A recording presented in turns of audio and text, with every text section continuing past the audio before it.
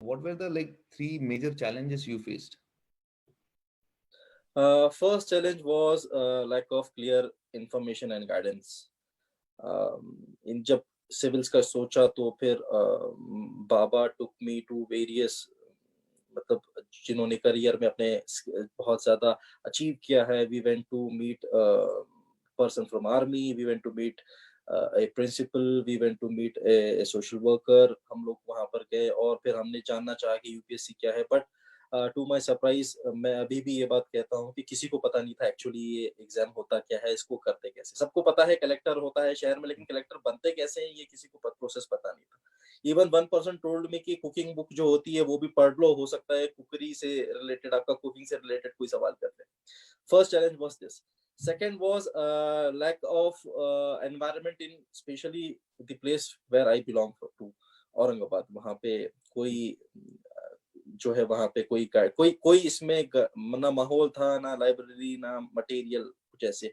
So I went to Mumbai. I met Mubarak Kapdi साहब जो education scholar है मुंबई से, and he advised me and he said the first thing के you'll have to leave Aurangabad. आप या तो पुणे चले जाओ या तो फिर दिल्ली चले जाओ जहाँ पे आपको माहौल मिलेगा. That was the second major challenge. And third challenge is uncertainty. Because आप कितना भी स्ट्रगल करें, अल्टीमेटली अगर आप देखें this exam is more about failure than about success. इसमें जब तक आपकी राइट गाइडेंस, राइट स्ट्रैटेजी नहीं होती है तो आप एक टाइम तक अनसर्टन रहते हैं कि ये होगा नहीं होगा, और अगर नहीं होगा तो आगे क्या. सो ये बहुत बड़ा एक अनसर्टेनिटी, एक चैलेंज हो जाता है आपकी प्रिपरेशन में.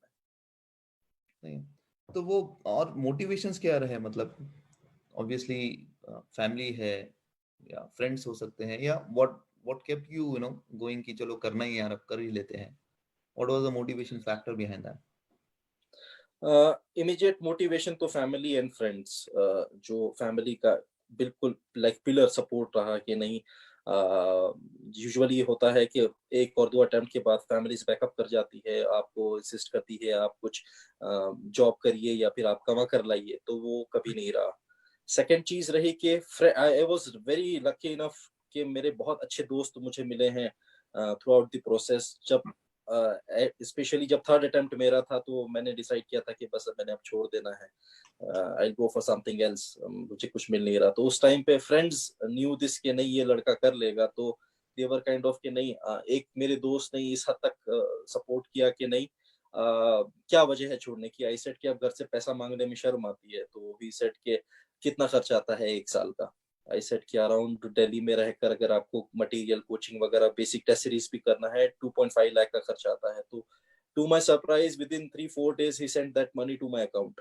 माशाल्लाह. ये भी एक बहुत बड़ा मोटिवेशन रहा है कि जब ऐसी सिचुएशन आती है, आप गिव अप करना चाहते हो, आपका फ्रेंड सर्कल या इमीडिएट जो फैमिली होती है वो आपको गिव अप नहीं करने देती है. फिर उसके अलावा बहुत सारे मोटिवेशन हैं जो कि हम यूजुअली अपनी हिस्ट्री से लेते हैं, और जो है हम अपने इमीडिएट जो माहौल देखते हैं, टीचर्स हो गए हैं, इस तरीके से आप लेते हैं.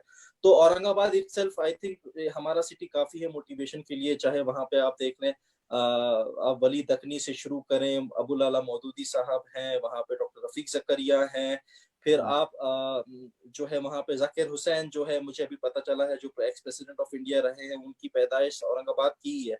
तो ये सिटी ही ऐसी रही है कि यहाँ पे मोटिवेशन की आई गेस कोई कमी है नहीं. और फिर आप पढ़ते हैं तो फिर एपीजे अब्दुल कलाम को आप देखते हैं, उनसे आप मोटिवेशन लेते हैं.